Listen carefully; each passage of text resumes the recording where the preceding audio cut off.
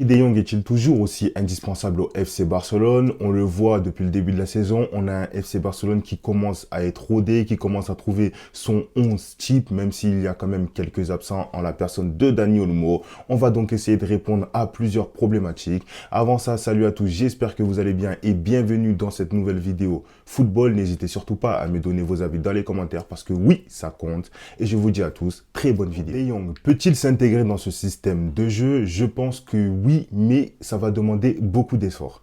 On sait que de par sa personnalité, de par les saisons précédentes, c'est un joueur qui à certains moments pouvait se montrer nonchalant, pouvait parfois ne pas répéter les efforts, mais en tout cas, c'est indéniable qu'il a un talent et un talent incroyable.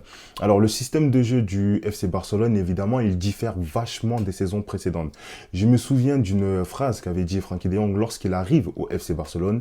Il dit très sincèrement que la préparation physique du FC Barcelone n'était pas au top niveau et qu'il avait dû prendre un préparateur physique personnel pour pouvoir être en forme, pour pouvoir répéter les efforts. Mais dans ce Barça actuellement, on a un Barça qui répète les efforts, un Barça qui fait un pressing intense, des joueurs qui jouent haut, un jeu qui va vers l'avant et des joueurs qui se projettent. À travers ça, on peut voir par exemple l'évolution de Pedri. Pedri qui tout simplement est un joueur qui aujourd'hui répète les efforts, est un joueur qui est capable de produire du jeu vers l'avant. On sait qu'il a toujours été capable de le faire, mais il n'avait pas le bagage physique, le bagage nécessaire en tout cas, pour répéter tous ces efforts-là.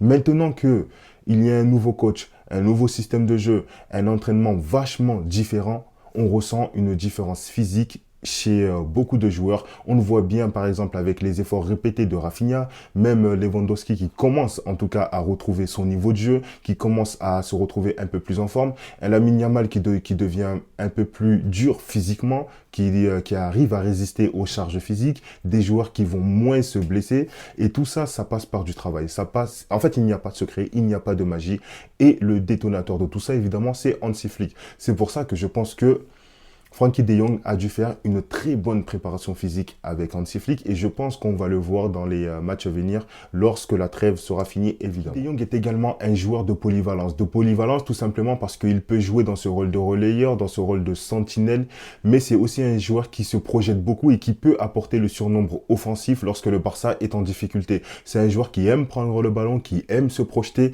qui aime casser des lignes en portant la balle. Et il ne faut pas oublier qu'il a également une très belle palette de passes. Il peut te faire des passes lobées, il a une très bonne vision du jeu, une très bonne vista. C'est un joueur qui peut tenir physiquement, même si c'est vrai que il a quand même enchaîné les blessures à des moments importants. C'est un joueur qui tient le physique, qui peut tenir tête, qui peut tenir le cardio, mais c'est un joueur aussi qui marche à la motivation. Parfois, j'ai l'impression, comme je l'ai cité un peu plus tôt, il a été nonchalant à certains matchs, mais par contre, quand il s'est donné à fond, et je me souviens très bien, je pense que son match référence, en tout cas celui auquel je me souviens directement, c'est la saison où il y avait Aubameyang et Ferran Torres qui était plutôt bon.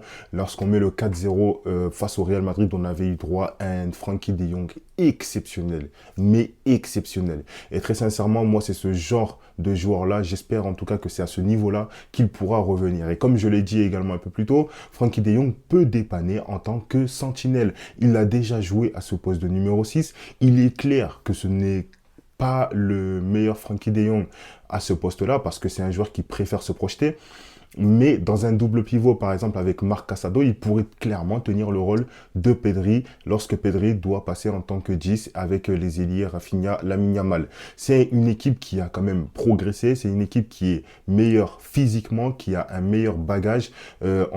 Maintenant qu'on a des ailiers qui sont capables de prendre les couloirs ou un Rafinha qui est capable de prendre la profondeur, ça donne tout simplement plus de choix à des joueurs comme Pedri, comme Frenkie de Jong. Parce qu'il ne faut pas oublier que les saisons passées, on avait quand même un jeu plutôt statique, un Barça qui avait du mal à aller vers l'avant et c'était souvent des exploits individuels qui nous menaient à la victoire.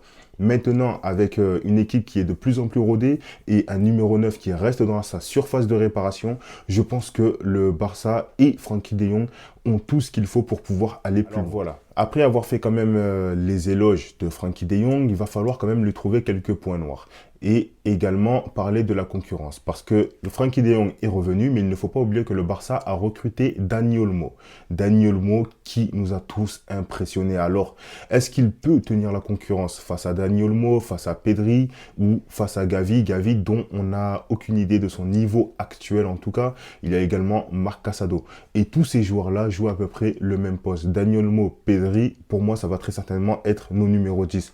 Maintenant, voilà, dans ce double pivot, tu peux mettre Frenkie de Jong, Casado, mais Pedri est également très intéressant dans ce double pivot, même s'il se projette énormément. Après, voilà, on a droit quand même à un Barça de possession, de domination. On ne s'est pas très souvent retrouvé dans une difficulté en termes de pressing. Mais est-ce que du coup, Frenkie de Jong aurait sa place s'il arrive quand même à se remettre à niveau? Parce que le niveau de Dani Olmo était quand même incroyable. Le niveau de Pedri est tout simplement exceptionnel. Et tu as également Rafinha qui peut jouer à ce poste de numéro 10. On ne va pas parler de Ferran Torres, évidemment.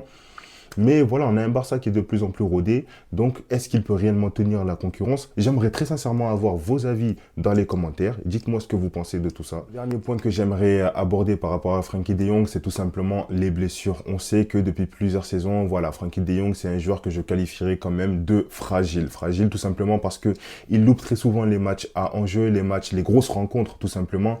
Alors qu'on avait besoin de lui, on a toujours eu malheureusement un milieu de terrain décimé. Et on le voit bien même au jour d'aujourd'hui, quand le Barça a un ou deux joueurs de blessés, tu peux compter x2. Parfois, on peut jouer même sans milieu de terrain, sans défenseur, sans attaquant. On ne sait même pas comment on fait pour se retrouver dans cette situation.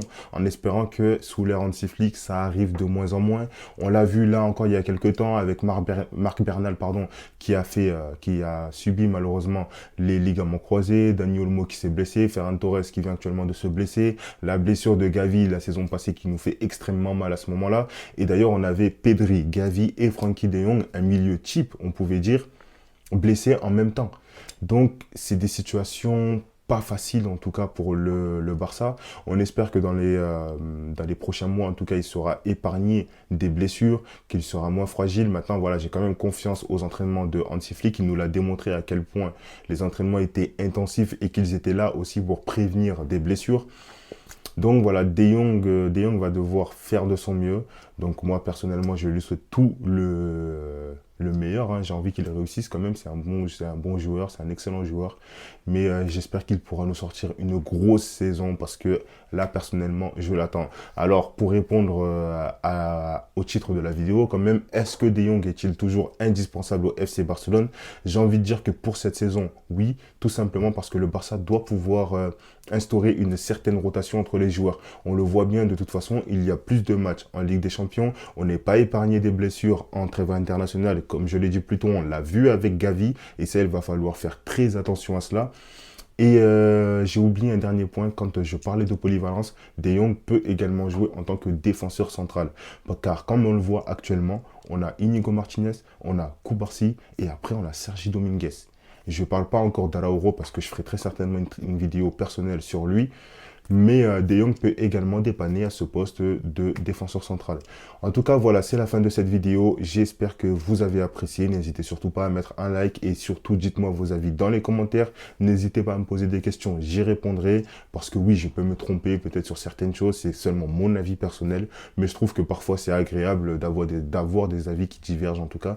Donc n'hésitez surtout pas et je vous dis à très bientôt.